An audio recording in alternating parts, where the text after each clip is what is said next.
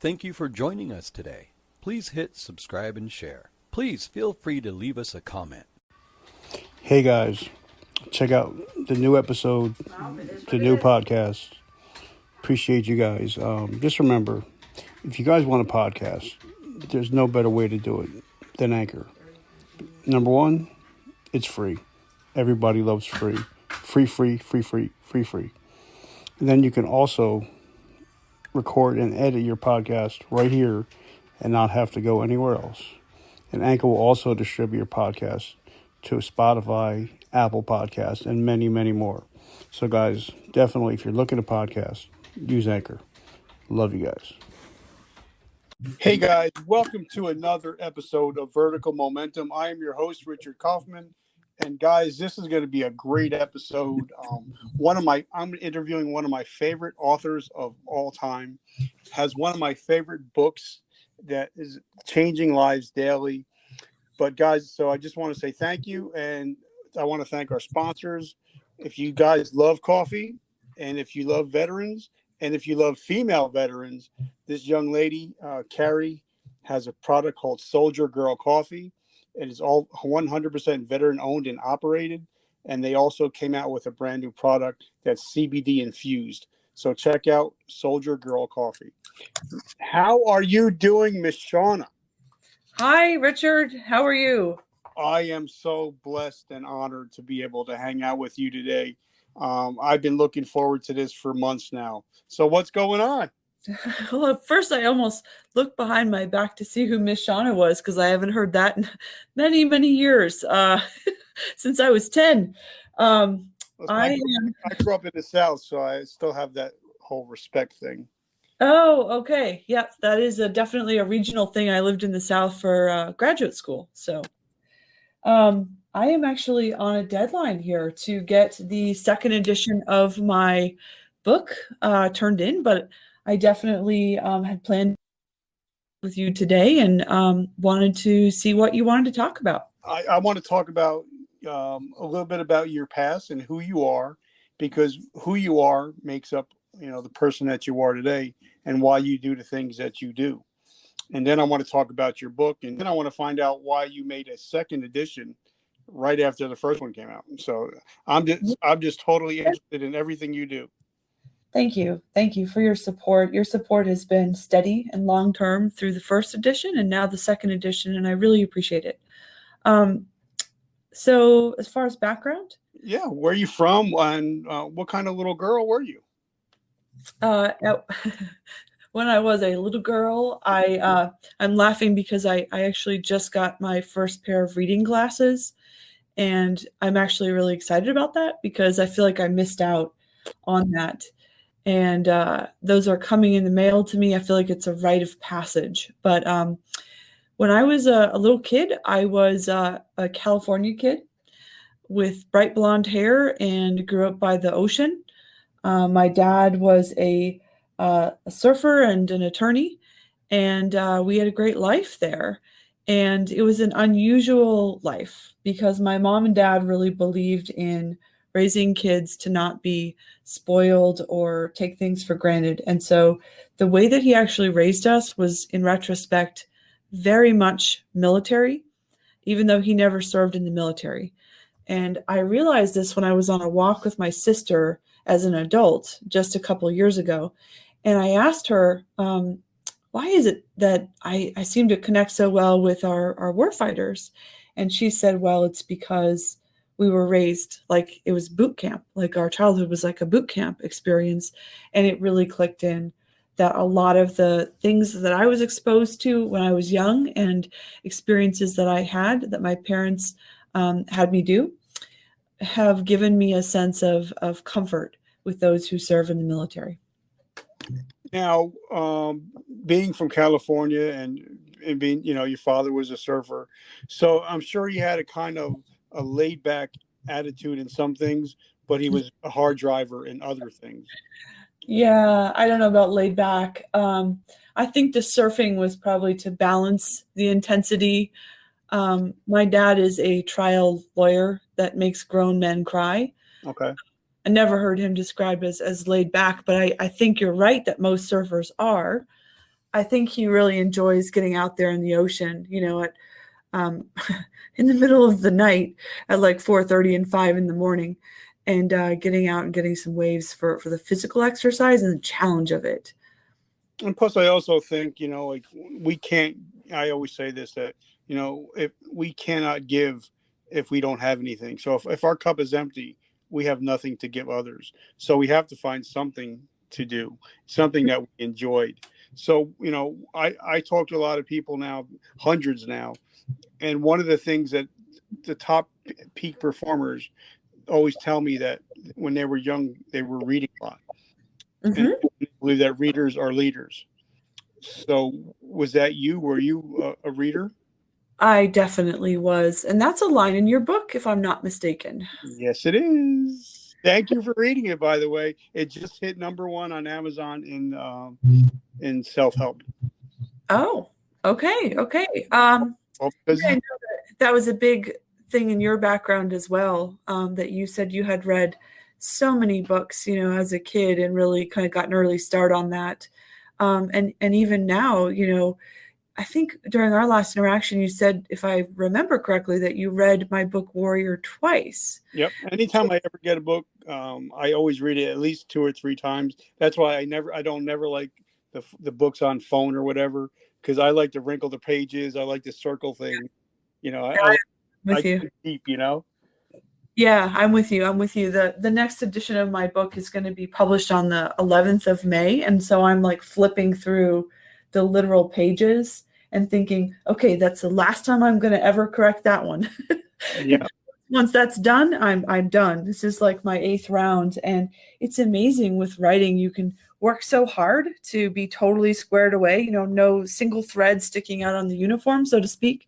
And there's still stuff. I'm like, I could have written that sentence a little bit better.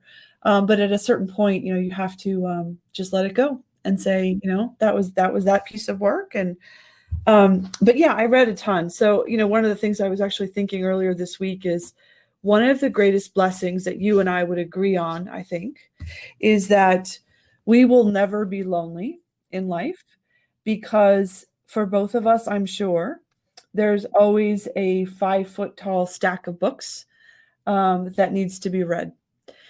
And as long as that's true, I always have something that I can go to and really think about deeply or learn from. And I love that. I've gotten some recent books from my friend Grant Rogers. The Fire Within is a compilation of different stories from service members that I can't wait to read. I got the newest novel from one of my favorite authors, Carl Marlantes, wrote a novel recently that I can't wait to read. And so there's just, yes, I'm a big, huge reader, and that's probably why I need reading glasses at this point. So now you grow up in California, correct? Yes. So tell me about going to Iowa State. Sure. I can't pick on you too much because I'm a big Miami fan, and you went to the University of Florida, so I can't pick on you too bad. But I'm sure a girl from California had to feel weird going to a state like Iowa. That must have been like a eye opener. It was a different cross-cultural experience for me, for sure. It was really interesting to me to feel completely safe at any time of the day, anywhere in that city, because I had grown up in LA, right? So, you have a kind of sense of, you got to be careful certain times of the day by yourself. I just wrote an article about service dogs, and the original draft of that article, and this whole paragraph got scrapped, left on the editing floor. But I wanted to start the article talking about my Doberman Pinscher.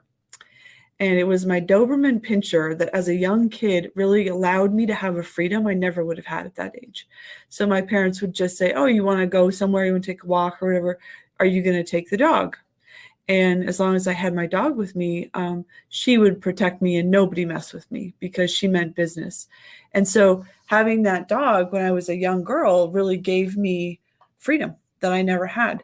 And then I I didn't have that freedom when I didn't have her with me. And I had this sense, like many people do in a city, where you have to kind of have a consciousness about where you are and if you're alone and, if it's dark or whatever.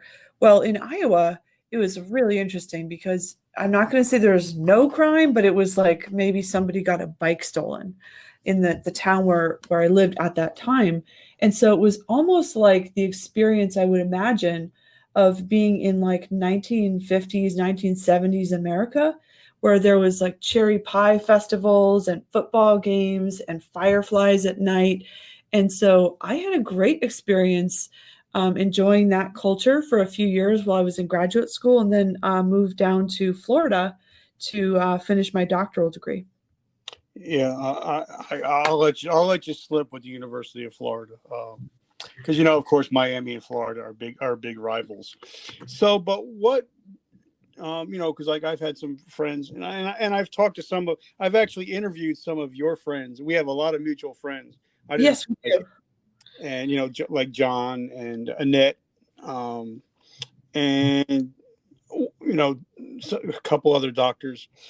And so when you first go to college and you start thinking, okay, I want to be get into psychology, what made you go into trying to help people that are struggling with a PTSD or a traumatic brain injuries, depression? What made you start moving into that direction? Yeah, I actually didn't major in psychology and didn't plan on being a psychologist at all in college. I was an English major, and I thought I was going to go into law. So that was my plan A for my whole entire life, all through the time I graduated from Harvard. And I thought, I'm going to go into law. I'm going to take over my father's practice. And it just didn't feel like a fit for me, for what my strengths are, my interests are. So I started thinking, what is? And I'm a big fan of not sitting in an armchair and thinking about what you might like to do with your life, but really getting out there and trying things and seeing if it's a fit. And I think we learn a lot in the doing. And so I went to a couple of places and asked to work for free for a couple months and said, look, if you like my work, and it's a good fit, then you can think about paying me then. I'll need to, but I'll give you a couple months for free. And so I started there at the Harvard Medical School, working for a clinical psychology research program, looking at attachment, and wasn't paid for the first couple months, and then really enjoyed it and was able to negotiate, a paid position after a couple months based on how it was going. Same thing with Mass General Hospital. I went over there and said, I don't have any background. I had one class in psychology, but I can learn quickly and I'm interested in this. And, would you take me on a trial basis? And if it works out well for both of us, then I'd love to be considered for one of your paid research assistant positions. And that's how it worked out. So I had a couple of those jobs, and through that experience, I was really able to see what I liked and what I didn't like about working in psychology and what felt like a good fit for me. And then I studied like the Dickens to make up for all the classes I didn't take as an undergrad, and tested on the graduate exam for psychology and did really well. And so I was able to use those test scores and the 2 jobs that I had gotten as the justification for getting scholarships to go to graduate school in psychology. So I really didn't know that I was going to be in psychology, and can't claim that I had this plan all along and this self-knowledge. I figured it out as I went, like a lot of people, I think, do. Now, I talked to Dr. Larson last week, and she talked about post-traumatic growth instead of, post-traumatic stress, PTSD. So Yeah. Is that something that you also subscribe and believe to? Oh, definitely. Definitely. And that's a strong theme in my book, is, that I don't see warriors or first responders as broken. I think they have incredible strengths. And if we as healers can draw from their strengths and their warrior spirit, we can help them grow through trauma. And so the book is about how do we grow through trauma? And what happened was, to answer your earlier question, why would I come out with a second edition? right after coming out with the first one, because this was last year that I came out with the first edition.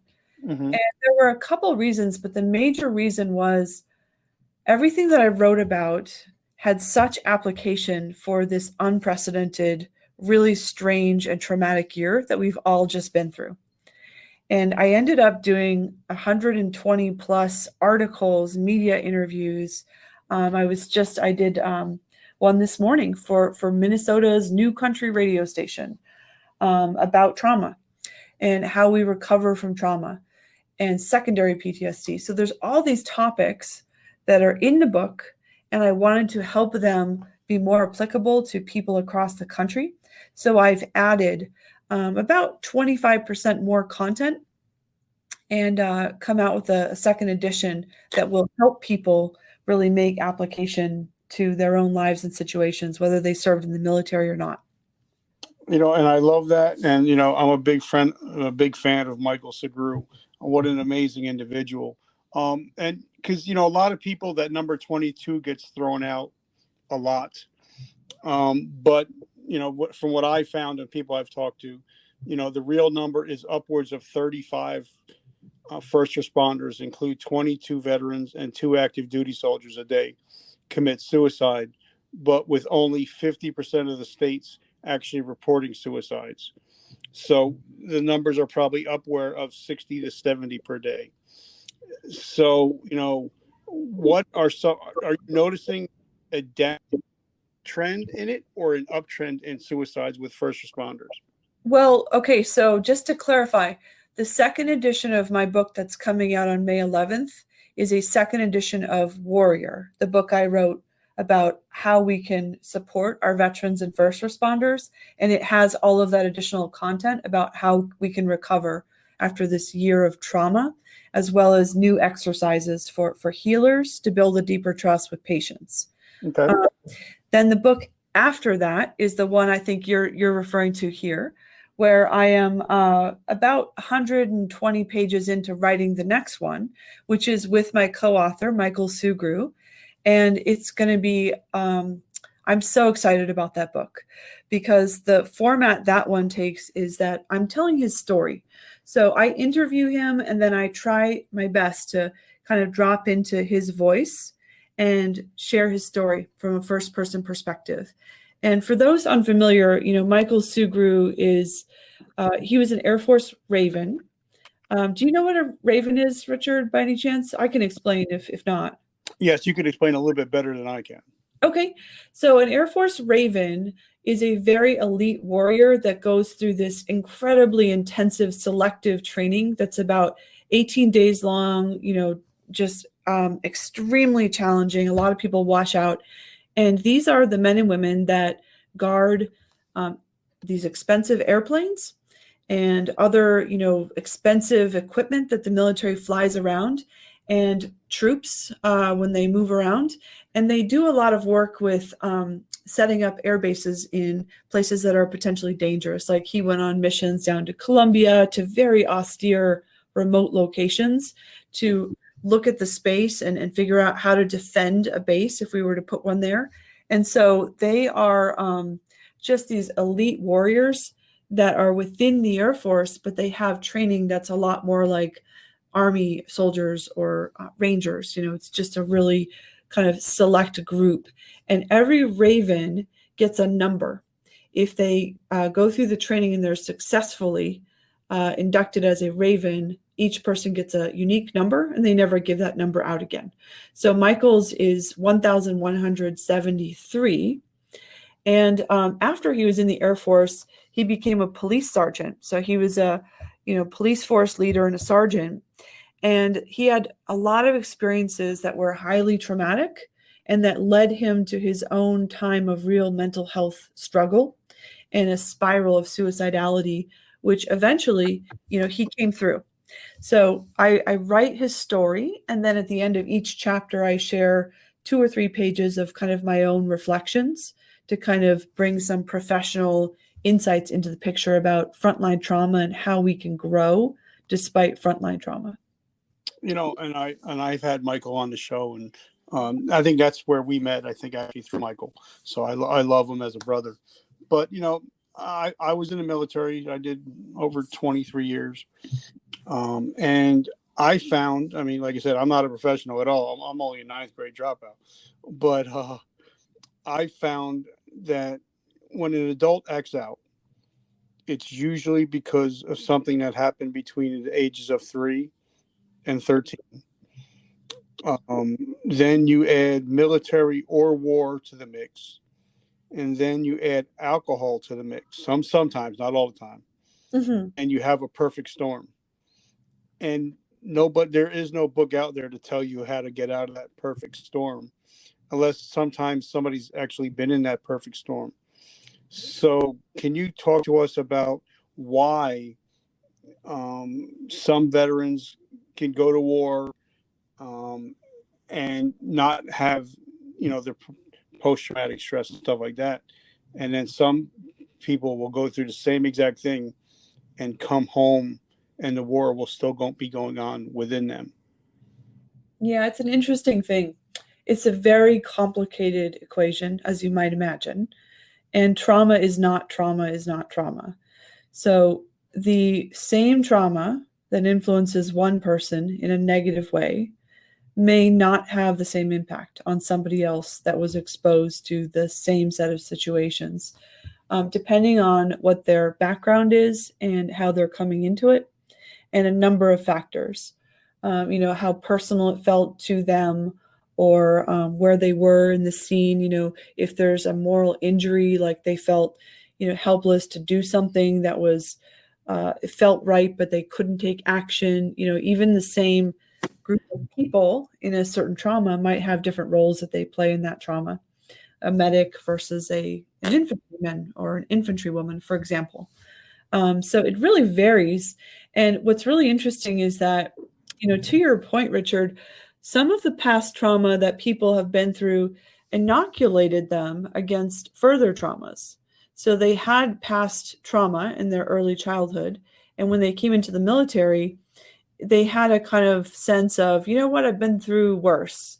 And it actually buffered them from the full impact of trauma. Whereas other people, same situation, it sensitized them. It was trauma stacked on top of trauma. So I don't know that I have total clarity on that, but I do have a theory.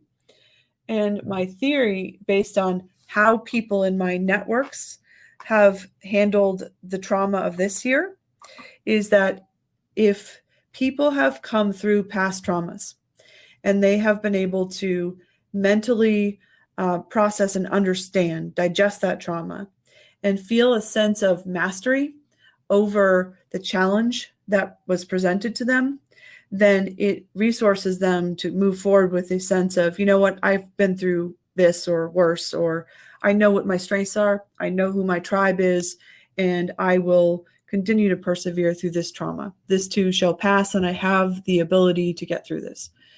People, on the other hand, who understandably, that trauma was sort of like a raw, jagged edge that was unresolved and ineffectively addressed, may feel a sense of helplessness, and that traumas just kind of keep happening to them, like waves rolling in from the ocean, where they just keep getting knocked down and they can't get back up. So that's my theory. It would take a lot of really expensive research to prove that out. But that's what I seem to observe from the field.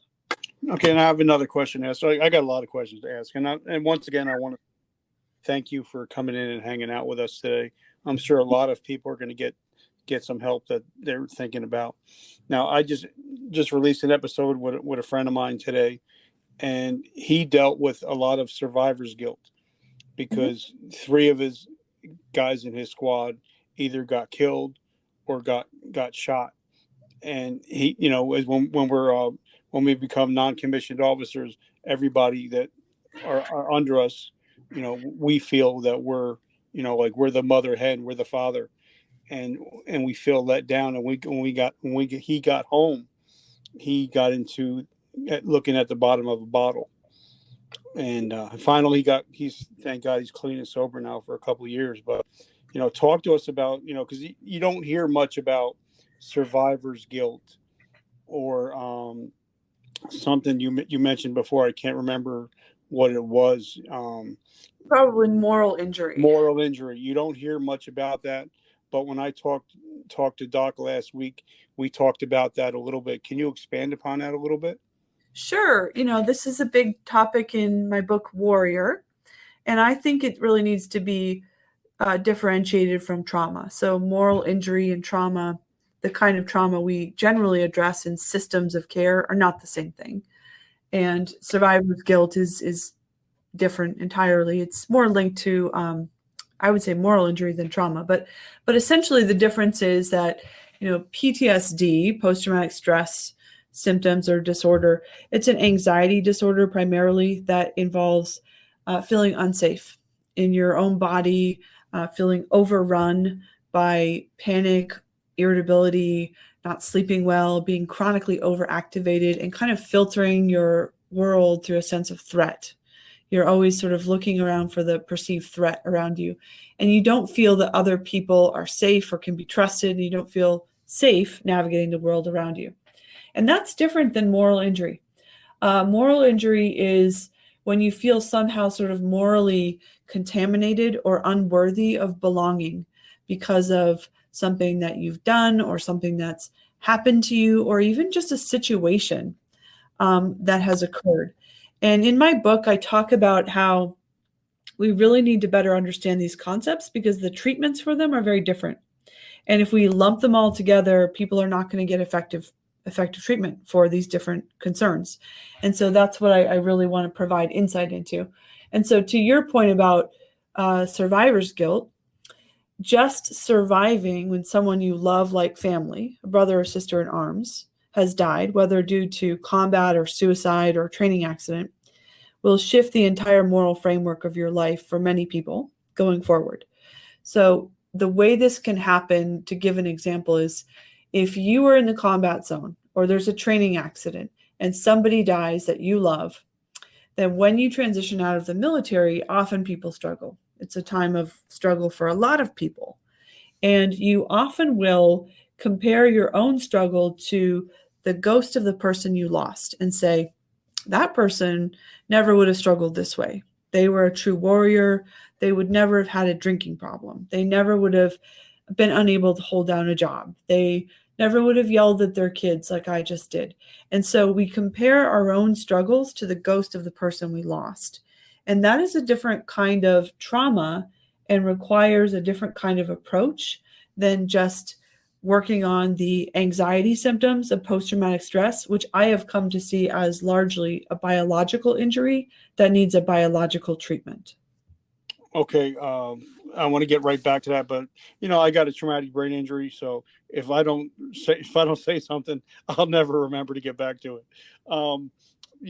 I found, I've been in recovery now 32 years. I've been clean and sober, and I tell everybody that if you want to change your life in 30 days, there's 3 things you can do.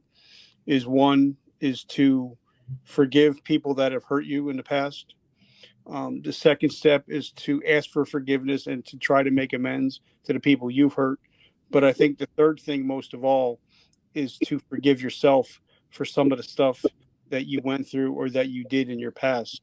Because a lot of people are holding on to that stuff and they're wondering why they're not getting ahead in life, but they keep on, carrying that rucksack and just throwing more bricks in the back of it. So can you talk a little bit about, self-healing and also, forgiving oneself for stuff that's happened in the past? Well, it is hard for all of us. And I think it's particularly hard for those with a strong warrior spirit. One of the things that the military does that's unique is that it's a radical resocialization of your character and your values. So when you go into boot camp, whatever branch of service you're on, let's say you're a Marine and you put your feet on the yellow footprints, you will change dramatically over that process of being trained up to be a Marine.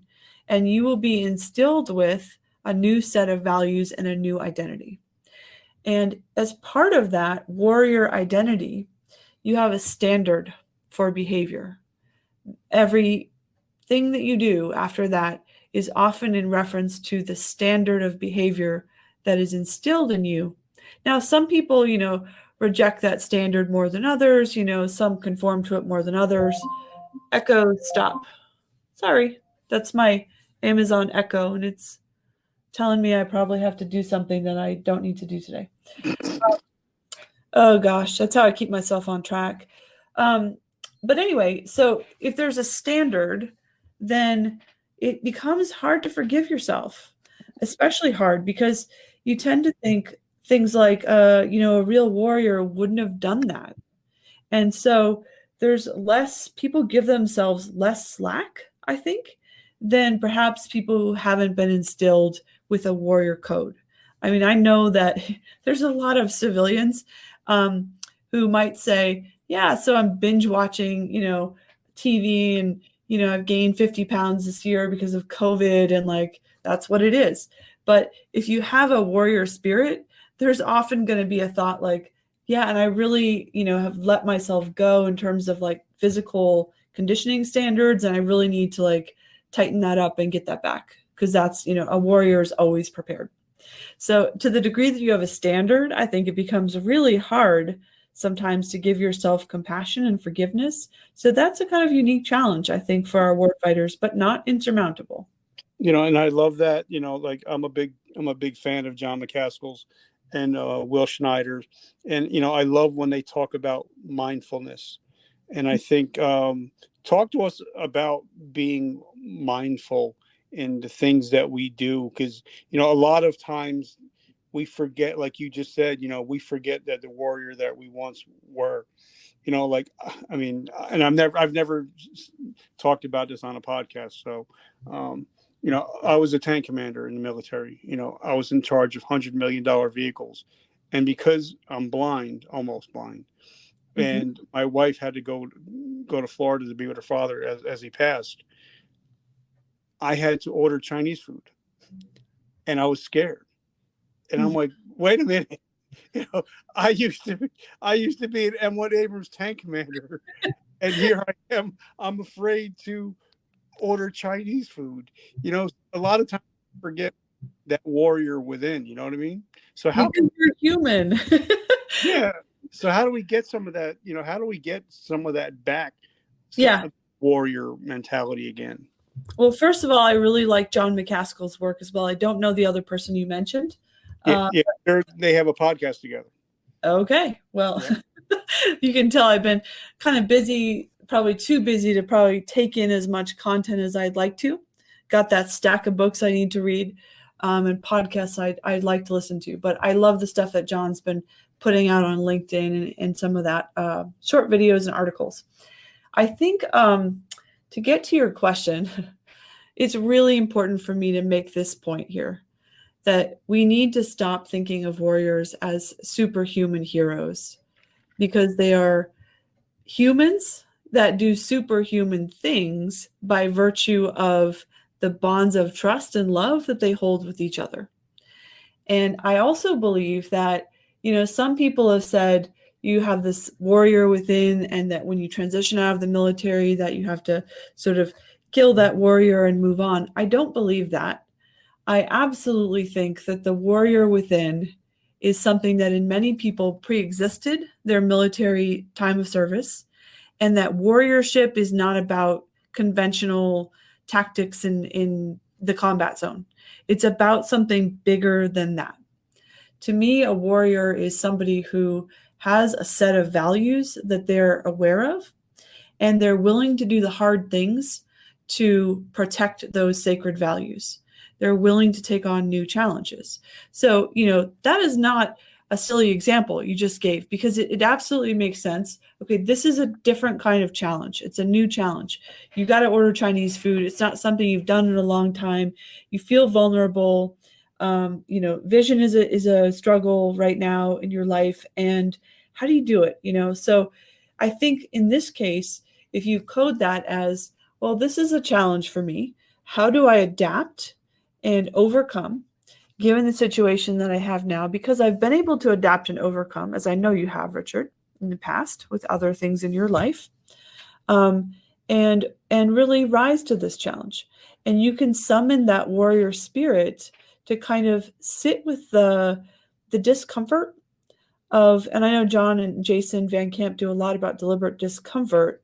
So they have talked about this. I've talked about this in past writing that I've done around the getting comfortable with being uncomfortable is part of the warriorship that moves us towards what we value with purpose, regardless. So it's a new challenge, but the bottom line is courage in one domain does not automatically transfer to courage in another domain, but you can migrate strengths and qualities and values from one domain to take on challenges in other domains. And that's what I think people need to do when they transition from the military. And I truly love that. Now I have another question because, one of the things that I love about John is, and Doc, when I talked to her last week, the people that are successful and the people are not successful is a lot of has to do with the routines. And I found out that once I started getting back into a regular routine, my life and my business started getting better. So can you talk about, because in the military, we know we're up at 5, we're doing PT, we have chow at a certain time, where everything is regular. And then when you get out, you're sitting on the couch eating bonbons, like you said, you're pre-diabetic, 50 pounds heavier and depressed. And I think sometimes if people just start getting back into a routine, that might start changing their attitude and their mentality. What are your thoughts on routine? Yeah, one of the things I think we've learned, especially this year during the global pandemic, is that it's sometimes harder to do nothing at all than something really hard. And I know that I think you also did an interview with General Petraeus, perhaps mentioned that. And so one of the things he said on a separate recent meeting that I had with him, and John was part of that, actually, John McCaskill, is that being in the combat zone with a routine was easier than being in life with all of the different pulls on you in life after the military. And so I think routine is, in some ways, it gives us a kind of focus and a clarity, and is in some ways going to preserve our ability to really drive away at our goals in a way that is challenging in the modern world, with so many different things pulling at us and a lack of structure to help us, move forward through our day. So I generally, like routines. You heard my Amazon device go off in the middle of our interview because I have about 12 alarms every day set for myself, so I remember to stay on task and make it to my meetings on time. And so I am definitely a fan of routines, and that was how I was raised, in a kind of quasi-military sense as well, to value that as part of being an effective person. Okay, so now I have another question. So whenever you have to go, just let me know and we'll wrap up. So because I know your time is very precious. One thing I talked about with John and his partner, and also with Doc last week, is sometimes we have to detox from our phones, tablets, computers, especially before going to bed. And sometimes when first thing when you wake up in the morning. So talk to us, because, a lot of people don't realize is that when you sleep is when your body actually recovers and your mind actually recovers. So do you look at TV and watch your phone right before you go to bed, or do you have some time that you detox away from phones and computers? Honestly, lately I've gotten into a bit of a habit of watching some TV before I go to bed, and it doesn't seem to have that effect on me. I know that the research says that you shouldn't stimulate yourself before bed, but I don't know. It's paired with like, oh wow, this is really boring. I need to sleep. So I guess I'm a big fan of read the research, but also tune into your own body and your own experience, and don't just, think that everything you read is going to apply to you. And as a case in point, many of my patients that had attention deficit disorders would say, I get a paradoxical reaction to drinking caffeine, and it's actually relaxing or helps me focus and calms me down. And that makes sense, right? Because when we give people stimulant medications, it's to calm them down. So I think, rather than sort of saying, here's the law or here's the rule of how we should behave. For most people, it is helpful to detach from all electronics and screens. And you just have to kind of see how that works for you. I've conditioned myself that 10 minutes of sleep makes me, or 10 minutes of TV before bed makes me pretty bored. And I'm pretty well able to drop off to sleep pretty quickly with that. Okay, so now I want to talk about some of your, some of your writings, because I love your writings, by the way. Tell us about your first book, because a lot of people think, I'm going to write a book and I'm going to put it on Amazon. It's going to become a bestseller, and all of a sudden I'm rich and happy. And people don't realize that when you write a book and you finally publish it, that's when the work first begins. So what was your experience like? Writing a book is like doing an ultra marathon mentally. I am proud of my book Warrior, but I'm sick of reading it.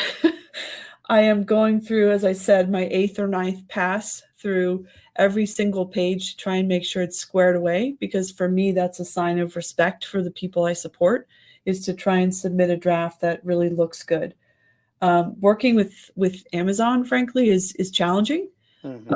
When they're good, they're really good, like that poem, right? But when you can't find people that can help you with things, I was pretty stuck for the last week with some stuff that came up about my ebook launch. So it looked perfect on my end and I submitted it, and then it kind of looked messed up on some people's Kindle readers. And it was a bedeviling, frustrating challenge that took up many precious days during my book launch. So, I mean, I would say, like, don't write a book because you want to make money, because you don't really make money from books generally. Mm-hmm. When you understand that, the supplier gets a cut, the book doesn't make you much profit, books aren't valued at very much, and you can get like all of someone's best thoughts for like $20, it's not going to make you a lot of money. So even a very successful book is kind of, I'll take my, few $1,000s and move to Mexico. It's just a kind of a ridiculous fantasy that I agree people have. You write a book for impact.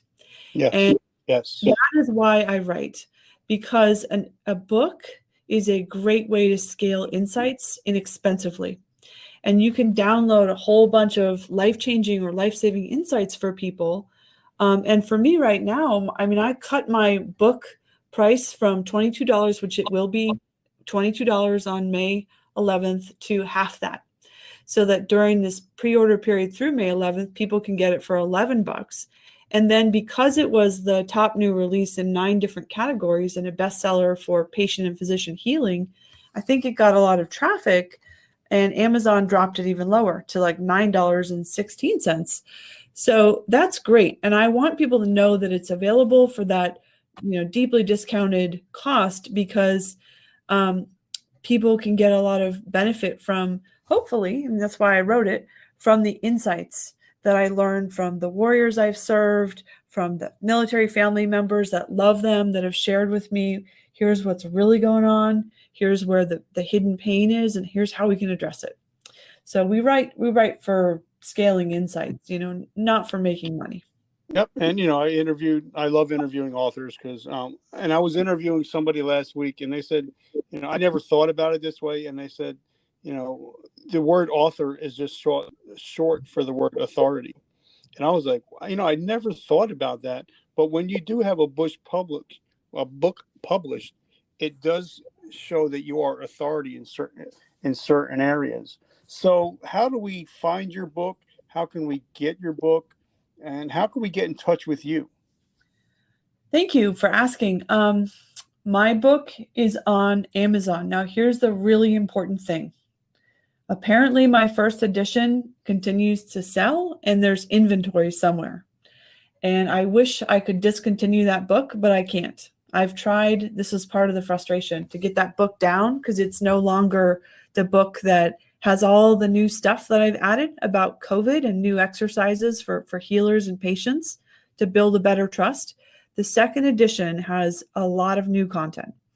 And that edition is going to be on Amazon as well. So when you go on Amazon, you look up Warrior, Shauna Springer, you should really be careful to look for the new edition. It'll say small print, a new edition is available here.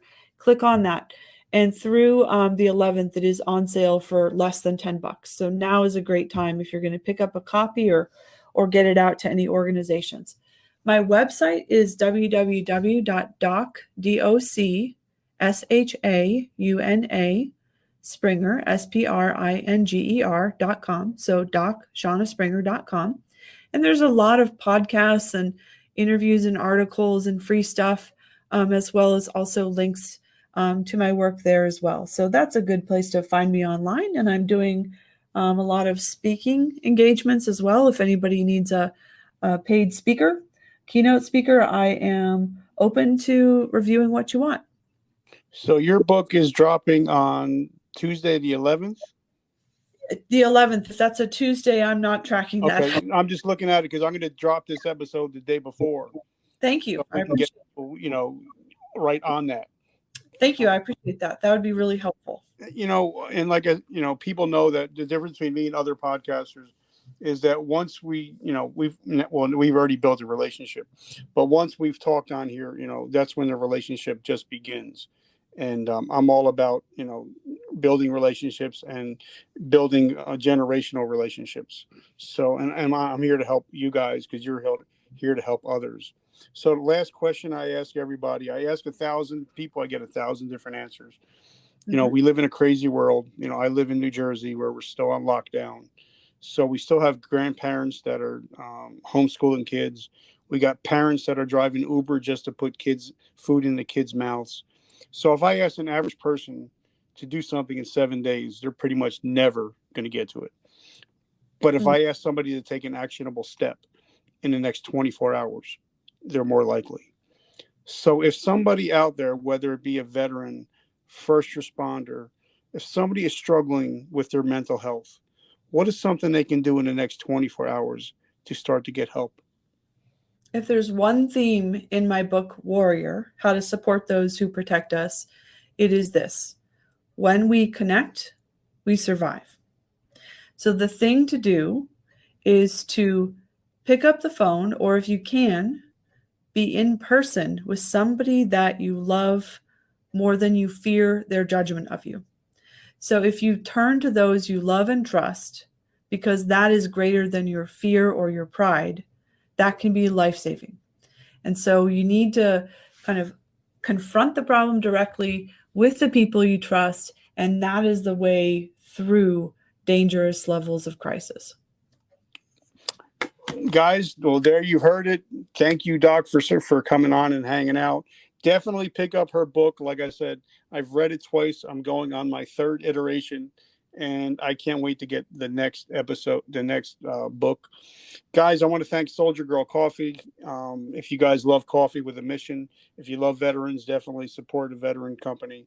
So, Doc, I want to thank you for everything you do for our veterans and our first responders, and I'm truly grateful for you. Thank you, Richard. Thanks for having me on. Have a great day. You and like I said, I'm going to release this around the 10th, so we can get that book rolling out.